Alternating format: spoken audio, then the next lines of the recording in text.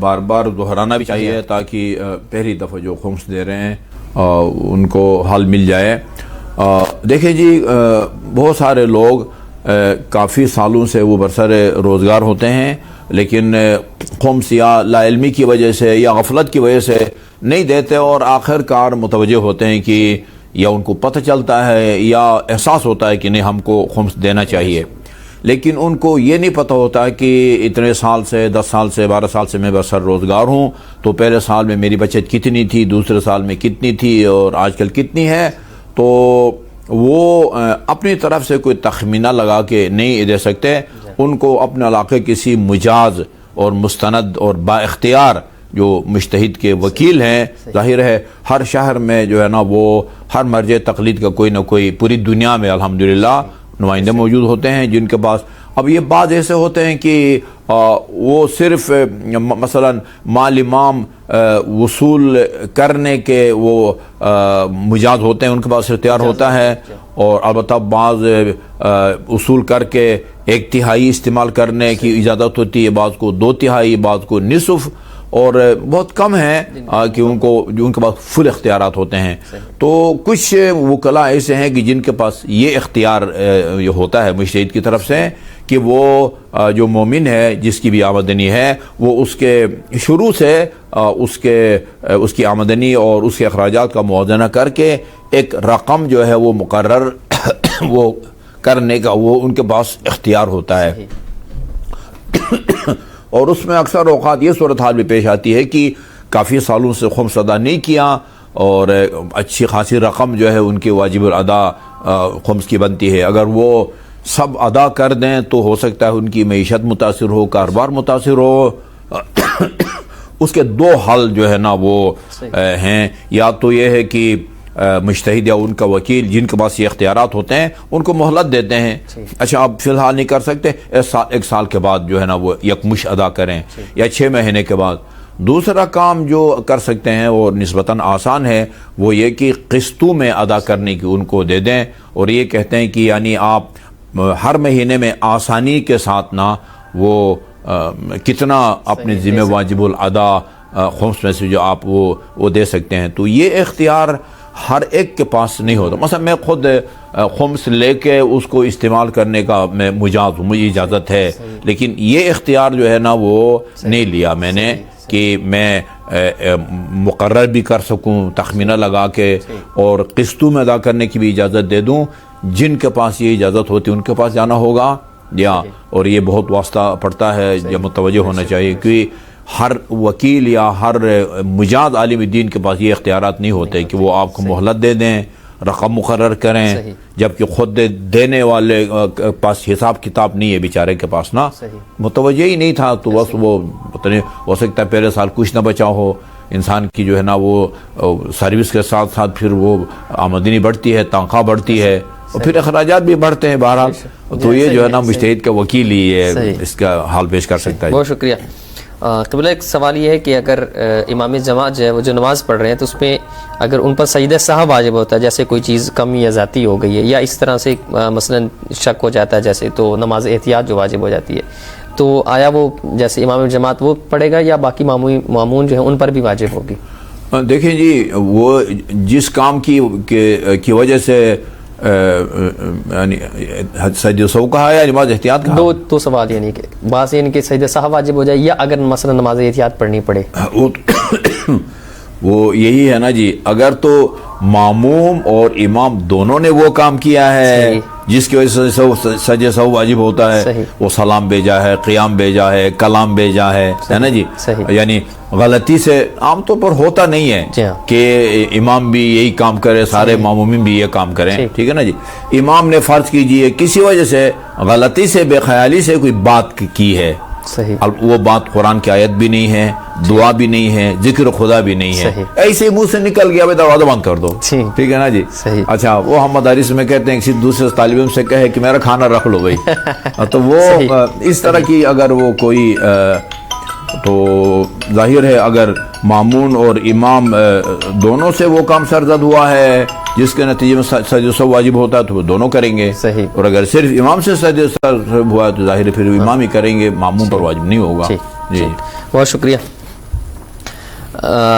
ایک شخص نے سوال یہ کیا ہے کہ اب بعض جیسے ہوتا ہے وراثت سے متعلق اگرچہ نہیں ہے، جیسے کہ ہوتا ہے بعض ہوتا ہے کہ والدین چونکہ ان کی آمدنی ہوتی ہے یا بہت زیادہ جائیداد ہے تو وہ اپنی زندگی میں مثلا ان کے اولاد ہے تو کچھ حصے کر کے جو ہے وہ ان کو دے دیتے ہیں.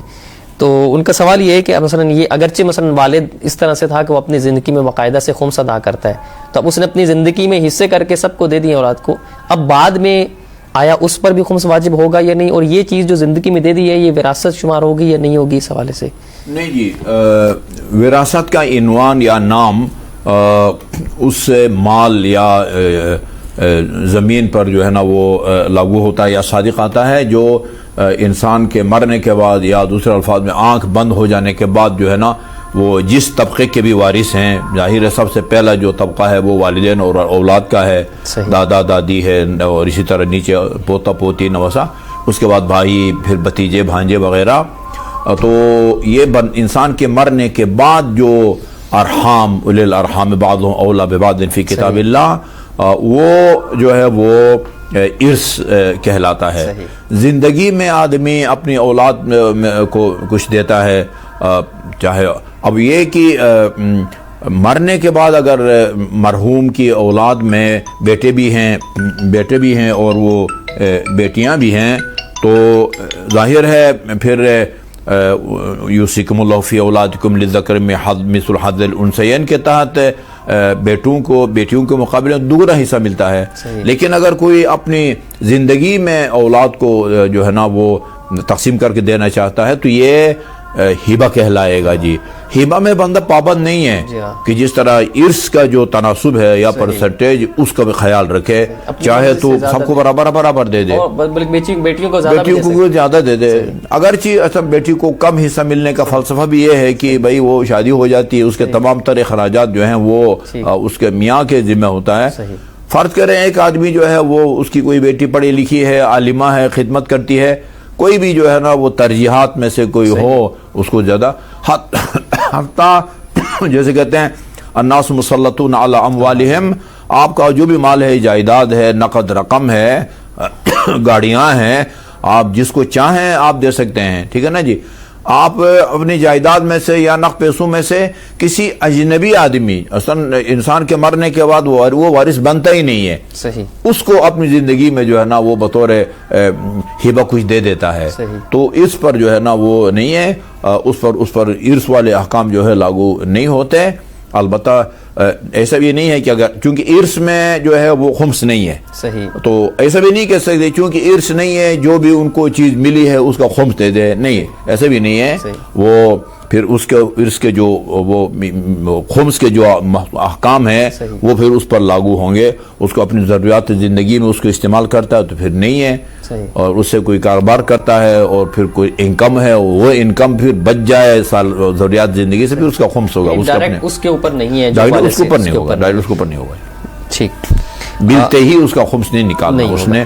جی ہاں، وہ کچھ چیزیں ہوتی ہیں جیسے ایک سرکاری ملازم یا غیر سرکاری بھی، بہت سارے پرائیویٹ اداروں میں بھی ہوتا ہے، انسان کی جو تنخواہ ہے اس میں سے حکومت کچھ نہ کچھ کاٹتی رہتی ہے منتھلی، اور وہ ریٹائرمنٹ کے موقع پر وہ جو پیسہ کاٹا گیا ہے اور پرافٹ سمیت جو ہے وہ لوٹا دیا جاتا ہے. یہ پیسہ جو ہے یہ کئی سال کی بچت شمار ہوتا ہے. یہ پیسہ گویا حکومت نے آپ کے وکیل کے طور پر آپ کے اکاؤنٹ میں رکھا تھا. یہ پیسہ جو ہے آپ نے ملتے ہی نکالنا ہے. اب یہ جو تازہ باپ جو ہے کہ ہبہ کر کے اپنے بیٹے کو دے رہا ہے، سال تو ابھی نہیں گزرا ہے، ہاں اس کو بیچتا ہے، اس کا پیسہ سال بھر پڑا رہتا، پھر ایسی صورت میں جو ہے وہ دینا ہو. ایک شخص نے یہ سوال کیا، اگرچہ رمضان مبارک فطرانہ کا وہ گزر گیا، لیکن سوال یہ کہ جیسے وہی شخص جو اپنی زندگی میں ضروریات پوری نہیں کر سکتا، جیسے مثلا اگر دیکھا جائے تو ہر مہینے کے آخر میں اسے جو ہے کہیں نہ کہیں سے ادھار لون لینا پڑتا ہے، وہ ایسے شخص پر بھی واجب ہوگا فطرانہ. اور اسی ضمن میں دوسرا یہ پوچھا کہ فطرہ مثلا بعض لوگوں کا خیال یہ کہ جو سال مثلا رمضان میں روزے رکھتا رہا ہے تو اس پر واجب. ایک بندہ کہتا ہے کہ روزے نہیں رکھے فطرانہ دینے کا کیا فائدہ، تو اس پر بھی واجب ہے یہ نہیں ہے؟ اس حوالے سے ذرا عام سوال ہے جی. اچھا، جہاں تک وہ فطرانہ کا یہ اکثر ہوتا ہے یہ لوگ نا، فطرہ اس آدمی پر واجب ہے. حتیٰ عجیب بات یہ ہے کہ نماز جو ہے وہ یعنی غلام پر بھی واجب ہے، آزاد آدمی پر واجب ہے. یہ جو فطرہ ہے اس میں کہتے ہیں حریت شرط ہے، صحیح، غلام پر واجب نہیں ہے. اچھا، مین شرط میں سے یہ ہے کہ یہ فقیر نہ ہو. اور فقیر جیسے آپ نے اشارہ فرمایا ہے جس کی آمدنی کم ہے لیکن اخراجات زیادہ ہیں، وہ فقیر ہے. اور کہتے ہیں کہ فقیر بھی جو ہے نا وہ اس کی آمدنی اس کے اخراجات کے لیے ناکافی ہوتی ہے، اور مسکین کی بھی. لیکن مسکین جو ہے وہ ابتر ہوتی ہے، اس کی حالت جو ہے وہ زیادہ کہتے ہیں کہ فقیر جو ہے نا وہ غریب تو ہے لیکن مانگنے پر مجبور نہیں ہوتا. مسکین اسے کہتے ہیں کہ وہ خدا نخواستہ وہ مانگنے پہ بھی مجبور ہو جائے. تو وہ فقیر ہو یا مسکین ہو، اس کی آمدنی کم ہو، اخراجات زیادہ ہو، اس پر فطرہ واجب نہیں ہے بلکہ وہ فطرہ کا مستحق ہے. اور امیر لوگ جو اس پوزیشن میں ہیں یعنی کم از کم جو ہے نا وہ امیر کہلاتے ہیں یا ارب پتی ہے کہ ارب پتی ہیں، ان پر واجب ہے. باقی فقیر جو ہے جس کی تعریف میں نے کی اس پر فطرہ دینا واجب ہے. اب کچھ معاشرے میں دیکھا یہ گیا ہے کہ تکلف کرتے ہیں بیچارے نا. میں ابھی اپنی مسجد میں جو بعض خادمین تھے، ہمیں پتہ ہے کہ ان کے خراجات کتنے ہیں اور ہم ان کو ٹرسٹ والے کتنی تنخواہ دیتے ہیں. وہ کہتے تھے کہ میں جو ہے نا وہ دیتا ہوں سب کا. میں نے کہا آپ تو خود بھائی وہ فطرے کے مستحق ہیں، آپ کیوں دیتے ہیں؟ تو چونکہ اب فطرے کے اپنے کچھ فوائد ہیں، حکمتیں ہیں. ابھی میں اسی سال پڑھ رہا تھا، سید الشہداء امام حسین علیہ السلام نے اپنے ایک وکیل سے کہا کہ دیکھو بھئی ہمارے گھر میں جتنے انسان ہیں، کتنے انسان، جو انسان بھی ہے حتی کافر کا بھی دینا ہے. صحیح، یعنی آپ کے عیال میں اگر ایک کافر شامل ہے اس کا بھی آپ نے دینا ہے. کہاں فرمایا کہ اگر ایک انسان بھی رہ جائے اور اس کا جو ہے نا وہ فطرہ ادا نہ کیا گیا، اخاف علیہ الفوت، مجھے فوت کا خطرہ ہے. اب یہ فوت جو ہے وہ موت کے لیے بھی استعمال ہوتا ہے. نماز قضا ہو جائے اس کو بھی کہتے ہیں نماز جی فوت ہو گئی. تو راوی نے پوچھا کہ مولا فوت سے کیا مراد ہے؟ کہا فوت سے مراد موت ہے. اللہ اکبر، یعنی اتنی جو ہے نا وہ تاکید کی گئی ہے. اچھا، وہ فقیر پر فطرے کے واجب نہ ہونے کے باوجود بتایا گیا ہے کہ اگر ایک فقیر یہ چاہتا ہے کہ میں بھی فطرہ کی جو فیض ہے نا اس کی فوائد سے میں بھی فیض یاب ہوں، وہ ایسا کرے. گھر میں اگر 5 آدمی ہے، 6 آدمی ہیں، تو ایک سا جو 3.5 کلو ہے اس کی قیمت جو ہے مثلا جو ہے نا وہ میاں بیوی کو دے دے، بیوی جو ہے نا وہ ایک بیٹے کو دے دے، بیٹے جو بھائی کو دے دے، وہ بہن کو دے دے، اور آخر میں جو ہے نا گھر سے باہر نکال دیں. تو سب کی جو ہے نا ایک بیمہ ہو جاتا ہے، یہ گویا نا سب کی جو ہے نا وہ جان محفوظ ہوتی ہے. بہرحال یہ کہ واجب نہیں ہے بلکہ وہ فطرہ کا مستحق ہے. ٹھیک ہے نا جی. لیکن اگر وہ بہرمند ہونا چاہتا ہے زکوٰۃ فطرہ کے فائدوں سے، اور یہ پھر جو طریقہ ہے. لیکن بعض جو ہے تکلف کرتے ہیں اپنے آپ کو، اور ان کو ایسا کرنے کی ضرورت نہیں ہے. جی جیسے میں جیسے دوسرا پوچھا کہ جو فطرانہ صرف روزے دار پر ہی ہے جو روزہ نہیں رکھتا، یہ نہیں، وہ ایک الگ مسئلہ ہے. یہ دونوں الگ الگ مسئلے ہیں. ہاں، وہ جیسے عید کے بارے میں ہے کہ عید ان لوگوں کے لیے ہے کہ جن کے روزوں کو اللہ تعالیٰ قبول فرمائے. لیکن بہرحال ہمارے معاشرے میں جو ہے نا وہ بڑھ چڑھ کے سارے حصے لیتے ہیں، روزہ رکھا ہو یا نہ رکھا ہو. عید کی نماز میں ضرور آتے ہیں چاہے ان روزہ رکھا ہو یا نہ رکھا ہو. فطرہ جو ہے وہ ایک مستقل واجبات میں سے ہے. ٹھیک ہے نا جی. اس کا ایسا نہیں ہے کہ جس نے روزہ رکھا ہے وہ فطرہ دے اور جس نے روزہ نہیں رکھا، یا یہ غلط فہمی ہو سکتی ہے. جی بالکل، بہت شکریہ قبلہ. ایک اور مومن نے سوال یہ کیا کہ اگر والدین مثلا بیٹی کی شادی اپنی مرضی سے یا زبردستی کسی ایسی لڑکی سے کروانا چاہتے ہیں جس سے یعنی ظاہراً وہ پسند نہیں کرتا اور وہ وہاں نہیں کرنا چاہتا، اگر وہاں لڑکا اس صورت میں انکار کر دیتا ہے تو کیا نافرمان شمار ہوگا؟ اس حوالے سے نہیں. دیکھیں جی، میں اکثر اوقات نا والدین سے بھی اور اولاد سے بھی جو ہے نا یہ عرض کرتا رہتا ہوں یا مشورے دیتے رہتے ہیں کہ یہ جو ہے نا میاں بیوی یہ رفیق حیات کہلاتے ہیں. رفیق حیات نہ والدین ہیں، نہ بہن بھائی ہیں، نہ ماموں چاچا ہیں. رفیق حیات یہ ہیں.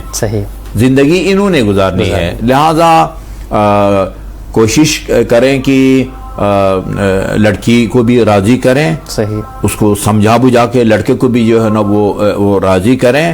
البتہ بعض اوقات ایسا ہوتا ہے کہ اس میں ہوش جو ہے نا جو ہے سے کم لیا جاتا ہے، جوش سے جو ہے نا وہ سکول کالج میں ملاقات ہو گئی اور جذبات میں آ کے جو ہے نا ایک فیصلہ کر لیا اور والدین کو نظر انداز کر دیا.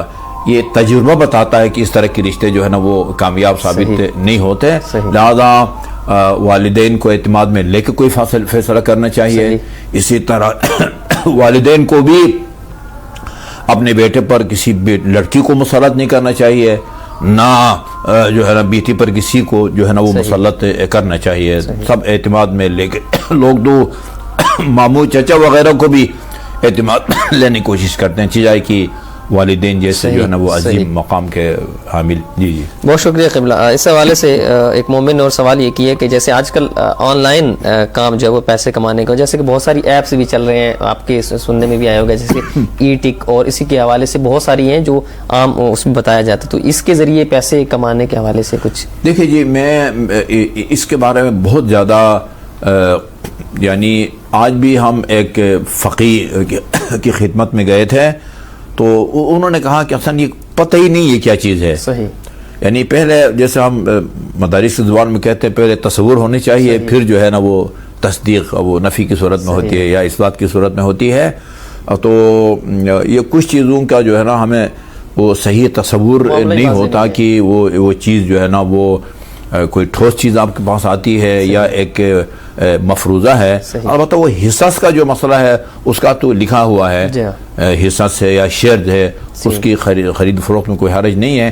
اس کے علاوہ ایک اور وہ سکہ جو پتہ نہیں بٹ کوئن کے نام سے کوئی بٹ کوئن کا، اور اس کے بارے میں بھی بعض اب یہ ظاہر ہے چونکہ اس کا کوئی صحیح تصور نہیں رکھتے لہذا بات جو ہے وہ مکمل توقف کرتے ہیں. خود آیت اللہ عظمہ آغا سستانی جو ہے آپ کو پتہ ہے وہ توقف اختیار کرتے ہیں. بعض مراجع کہتے ہیں کہ اگر وہ آپ کے پیسے کے ڈوبنے کا خطرہ نہیں ہے اور آپ کے ملک میں وہ غیر قانون نہیں ہے تو پھر جائز ہے، ورنہ جائز نہیں ہے. تو یہ ایک جدید مستحدث جو ہے نا وہ مسائل ہیں جن کا صحیح تصور ہو تو پھر بندہ جو ہے نا وہ جواب کر سکتا ہے. بہت شکریہ قبیلہ. اسی ضمن میں جو ہے وہ ایک سوال یہ ہے کہ جیسے کہ عام طور پر شادی ہوتی ہے تو شادی کے بعد جو ہے وہ بعض کا بھی اولاد کا جو ہے وہ تقاضا نہیں ہوتا، خواہش نہیں ہے کہ کچھ عرصہ ایسے زندگی گزارنا چاہتے ہیں. اس صورت میں اگر جو ہے وہ لڑکی تقاضا کرتی کہ نہیں اولاد جو ہے وہ چاہیے مجھے، تو فرض یہ ہے کہ مثلا بعد میں اللہ تبارک و تعالیٰ انہیں اولاد عطا کرتا ہے تو باپ جو ہے وہ بعد میں ماں کے حوالے کر دیتا ہے کہ چونکہ تمہارا تقاضا تھا کہ اولاد چاہیے تو لہٰذا اس کا جو خرچہ بھی تم کرو. تو اس حوالے سے کیا باپ پر واجب ہے یا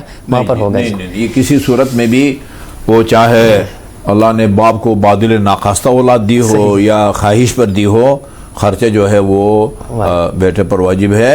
حتیٰ یہاں تک کہا گیا ہے کہ 2 سال دودھ پلانے کے بعد اگر بل بھی پیش کرے نا، سر جی یہ اتنا بل بنتا ہے آپ پیمنٹ کریں، تو وہ جو ہے نا ادائیگی کا وہ ہے. صرف یہ میں نے بعض پڑھا ہے کہ جو پہلا دودھ ہے نا جی، پہلا دودھ وہ جو ہے وہ اس پر کہتے ہیں کہ اس کی زندگی کا دار و مدار یا انحصار ہوتا ہے، وہ ضروری ہے، ورنہ وہ دودھ پلانا بھی واجب نہیں ہے اس کے اوپر. تمام طرز اخراجات جو ہیں بیوی کے، یعنی عام گھر کے افراد سے بھی زیادہ بیوی کے کچھ روایات میں بھی ہے، کھانا پینا کپڑے رہائش کے علاوہ بھی اس کے کوئی آرائش کے سامان ہوتے ہیں، وہ ان کی خریداری اور ان کو مہیا کرنا بھی جو ہے نا وہ شوہر کی ذمہ داری ہے.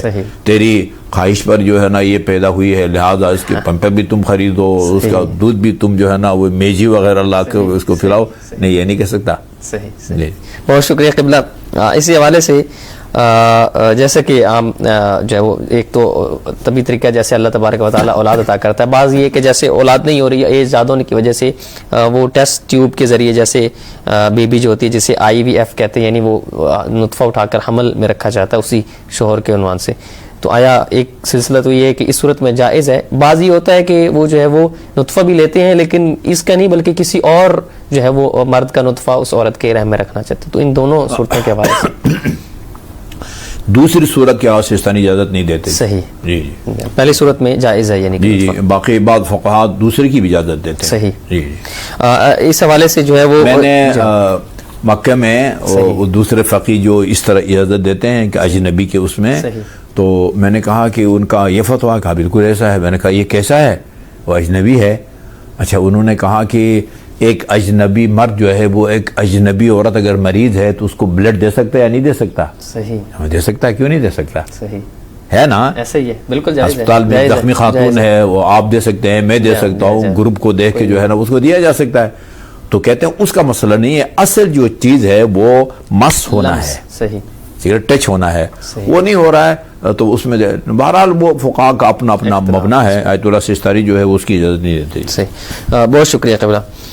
اس حوالے سے جیسے کہ خود جو ہے وہ یوٹیوب یا دیگر جو سورس ہوتے ہیں اس پہ ویڈیوز بناتے ہیں، پھر اس میں یہ ہے کہ کمائی کا ذریعہ ہوتا ہے، اس میں اگرچہ یعنی یہ ہوتا ہے کہ مختلف چیزوں سے اس میں ظاہر اس کو پیسے آ رہے ہوتے ہیں، تو اس میں بعض یہ کہتے ہیں کہ یہ درست نہیں ہے، ممکن ہے اس میں چونکہ بعض ایڈ بھی چلتے ہیں جو جائز نہیں ہوتے اس طرح سے، تو بذات خود کلی طور پر اس کے ذریعے کمانا چاہے یوٹیوب اور فیس بک، کوئی حرج نہیں ہے جی اس میں. وہ یعنی اس میں آپ اگر وہ کرتے ہیں تو اس میں یعنی آپ کوئی مثبت جو ہے نا مواد کے لیے وہ بناتے ہیں. اب وہ ایڈ جو ہے نا وہ